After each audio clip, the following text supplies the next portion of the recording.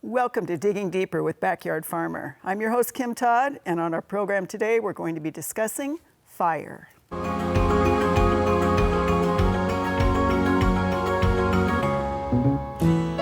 Earlier this spring, we had some devastating wildfires in the state as we came out of a really dry winter. And here to discuss what happened and how we can be a little more fire conscious around our homes, we have Christina Hoyt, Matt Holte, both with the Nebraska Forest Service. Matt and Christina, welcome aboard. We're glad you're not out there fighting something in the weather that we have and in the dryness we have right now.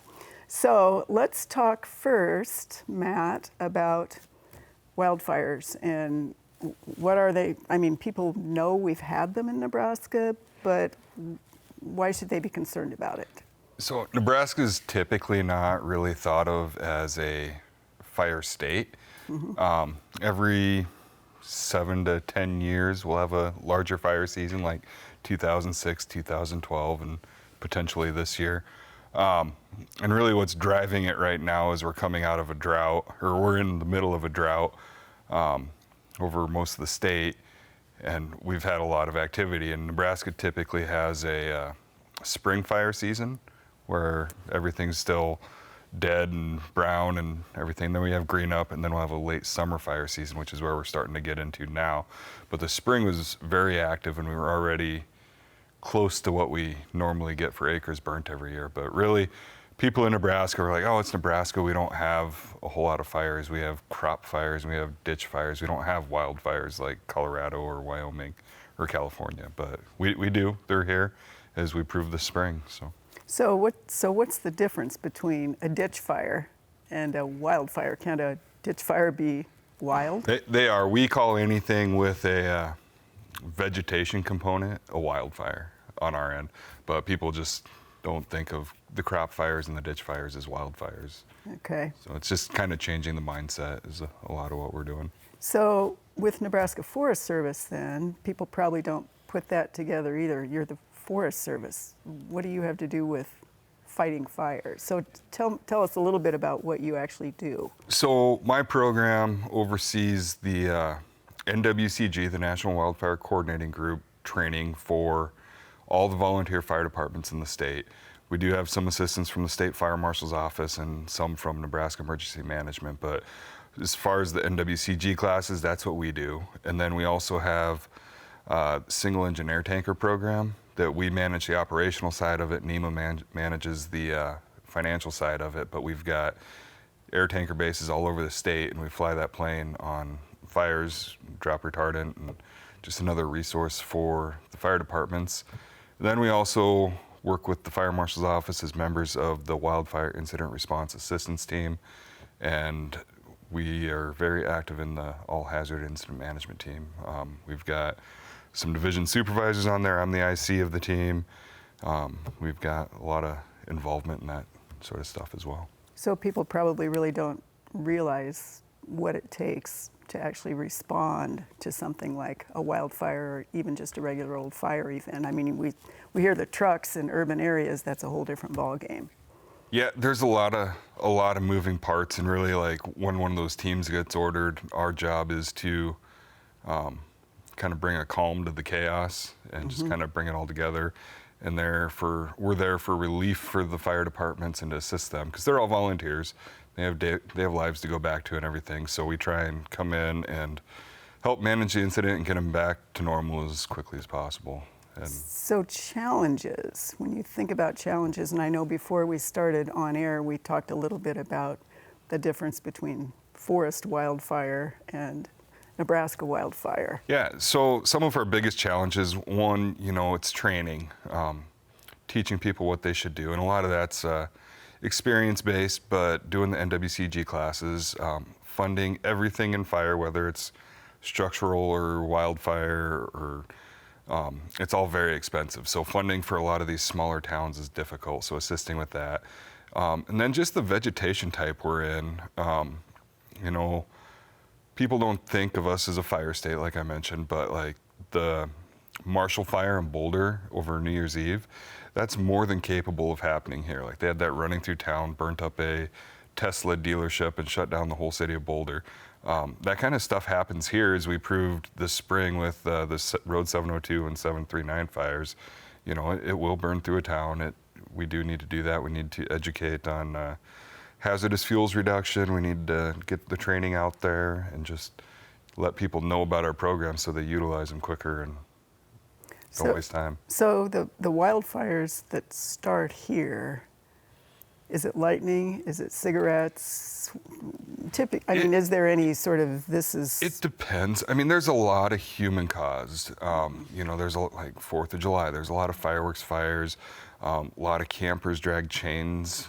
Harvest season, we always get fires from the equipment, just hitting a rock and sparking corn husk. But then there are lightning fires. There's quite a few of those. Like the spring fire season, we had, when it was 702 fire, we had fire from Kansas all the way up to South Dakota and from Wyoming 3/4 of the way across the state. We had a whole bunch of very large fires, and luckily we got the snowstorm and the rain and everything else, and we were down to just one when we had a larger incident management team come in. But the thing that's difficult in Nebraska, I shouldn't say difficult, but that's different, is a lot of our fires are very fast moving because we are in a, we call them flashy fuels, but we're in a light fuel type that burns very fast, dries out very fast. So even if you get rain, within an hour or two, it could be ready to burn again. Which brings us, Christina, to the kind of landscape that we have in Nebraska, and the kind of landscape, especially in urban areas or peri-urban or suburban or small town people. Many people are wanting to return to more of Nebraska prairie native, or not quite as clipped and managed and irrigated. So from a design standpoint, since you do this, what do we recommend, or what would you suggest for people who want both that different style of landscape, and obviously they don't want one of Matt's wildfires to burn down their town or their home? Right. Well, I say that, I mean, the first thing I think about is for people to be knowledgeable about where they're living, in the sense of like, are you within a town that's pretty big, or are you in one of these maybe newer developments that's kind of out around a lot of grass type fuel types or woods areas that could burn, or are you on an acreage where potentially you're very vulnerable to wildfire? And as we've kind of been learning about this in our team, it's not, we're like, how do we do the Nebraska natives and help our fire folks figure out how to do more fire-wise landscaping?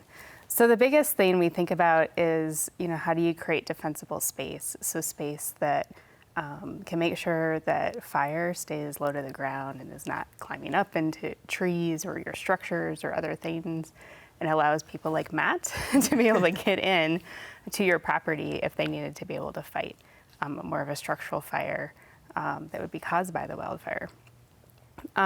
So there's things that we can do. It doesn't mean that you have to get rid of all of your native plants, that you can't have native plants, that you can't have shrubs, but thinking about where you're putting them and zoning them in your landscape. So if you think about kind of like your house right now, if you kind of mentally walk around the perimeter of it, like what's sitting there that maybe shouldn't be? Is it like the wood for your fire place that should be moved? Do you have like stacks of timbers or other things? So that first, the walls of your house out 5 feet really should be, fairly clear and have like low plant material in it, plant material that's not maybe super prone to burning. So maybe that's where you put some of your favorite perennials or some other things. You could even run, grass in that space, or have it be rock or something like that. And then as you're going out in your zone in your yard, those types of plants that you have can actually be a lot taller or different. So you're talking, zone 5 foot to 30 foot. You might be able to grow some of those native plants that we talk about, but maybe you're growing them kind of in a mass, and you're making sure there might be some low grass, whether it be, your turf grass or buffalo grass or something like that that's acting as a fire break. maybe you do have some of those deciduous trees in there, some deciduous shrubs. But again, really thinking about, what are you growing? Are you maintaining it? Are you, clearing out the dead, things like that, so you don't have lots of fuel for a potential fire. And then as you go out 100 feet from the house, that's kind of the key one where all of a sudden we say, okay, you can start like putting a lot of evergreens in around those areas. So important to think about especially if you're in an acreage type situation where there might be a lot of open ground surrounding you where a fire could get going. So for our viewers too, what we had on screen was the PDF from Nebraska Forest Service, right? And then the little plan that really shows the zoning that you were talking about. And let's talk a little bit more about acreage and the potential. Lincoln and Omaha, most urban areas, even this Kearney, Grand Island, even smaller ones, as people want to not be in the middle, but they don't want to be on the farm, those acreages there are more and more of them. And if they are in a place where they back up to a wildlife management area that is, Big Blue or Little Blue or whatever, or they back up to a valley, any other sorts of significant precautions if that would catch on fire, if it goes zipping down through that area and maybe they've done everything right. They have turf, lower plants there. Anything else you could think about, either one of you, that would help? I'm turning to the fire person. If they've done some of those Firewise practices, that transition from like the WMA into their yard, it should work to slow the fire down and give firefighters an opportunity to catch it. Other things they could do is, we have programs where they could put in a fuel break around their property and just take that out. And what's a fuel break? Define that. A fuel break is we're taking any vegetative material out that'll burn, and so it just creates a break from that firefighters could work from. It should stop the fire. It's the same as when we're on like a large fire in Colorado or something where we're putting in hand line or a fire line. We're just putting a break in the fuel to where it's just not going to burn. So is that fire break then not even turf? Is it? It could, yeah. You could do something like rock. A lot of those acreages, they'll have like a long entrance driveway. You could use that for like your fuel break, stuff like that, and. So interesting concept in terms of design, to see, and maybe it becomes, Christina, from a design standpoint, a dry creek bed, even if it's not really, if there's never a creek through it, but, make it something other than, oh gosh, what is that weird path running through there? Yeah, I definitely think it takes a lot of thought, especially, you and I are both trained in design, and you kind of look at Firewise landscapes at first, you're like, that goes against everything that we were trained to do. Exactly. So I do think it takes some thought, but I think you can still have a very nice designed landscape that follows design principles and still be Firewise as you do it. And, definitely reach out if, people have questions. We have foresters all across the state that understand Firewise landscapes and can give advice on that, and we have great stuff on our website. Well, and let's back up a minute to the 5 feet, the 30 feet, the 100 feet. In truly urban areas, real urban, Boulder, Lincoln, whatever, the 100 feet is across the street in somebody else's front yard. Yeah. And that 5 foot zone, and again, from a design standpoint, people they forget how big a plant gets, and they don't want to keep that area, which is really not very big. It's not very big. It's at all shorter than I am. Exactly. Like by only 4 inches. So it's Exactly. not very Not big. very big. And yet, it doesn't happen very often. You see evergreens or grasses or all sorts of things slammed right up against the house, which, again, heaven forbid that we would have a lot of wildfires that would ever scoot through a town again, but I would assume those are the ones that are really at highest risk. Right, and that's kind of why I think I said earlier, like, if you do a little scoot around your house and kind of look at what you have, usually plants aren't very healthy, and depending on your eaves and things like that, if you're getting them right up against your house anyways. Right, So, right. there might be an opportunity to clear out a little bit of space there. But again, like being aware of where you're at, like clearly your risk for wildfire is much, much higher in different areas of the state than others. Right. Depending on your moisture levels and the precipitation levels, That wind. the wind, your terrain, like there's a lot of factors in fire.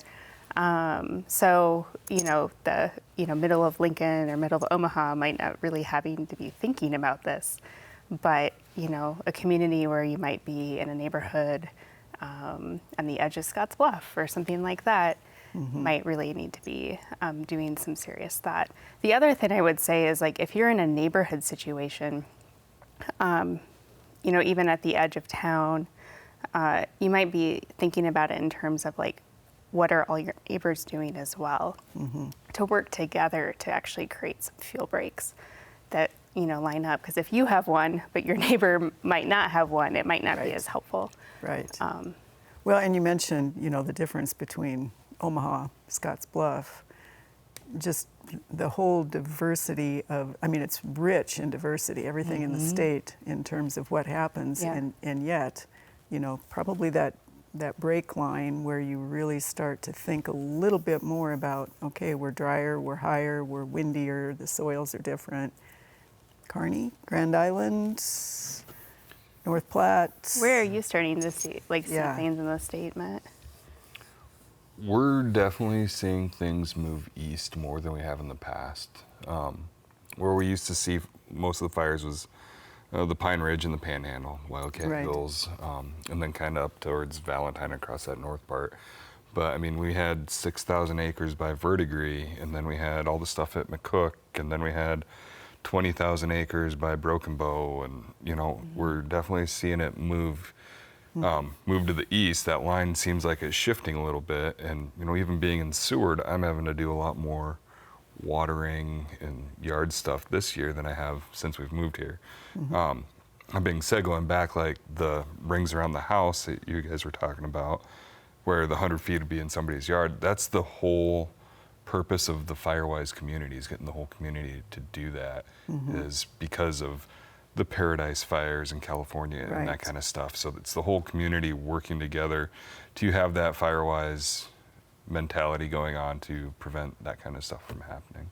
Which is a great idea because, we want to be a community anyway. You do a lot of work with communities all across the state. So the last thing you want is to have your community have to come together after everything has already scorched. Right. All right. Well, thanks. That is all the time we do have for Digging Deeper with Backyard Farmer. Thanks, Christina and Matt, for talking to us today. We hope we don't have to talk to you further about fire. We will be back next time with another in-depth discussion. Do be sure to watch Backyard Farmer live every Thursday at 7 p.m. Central on Nebraska Public Media. Thanks for Digging Deeper with Backyard Farmer.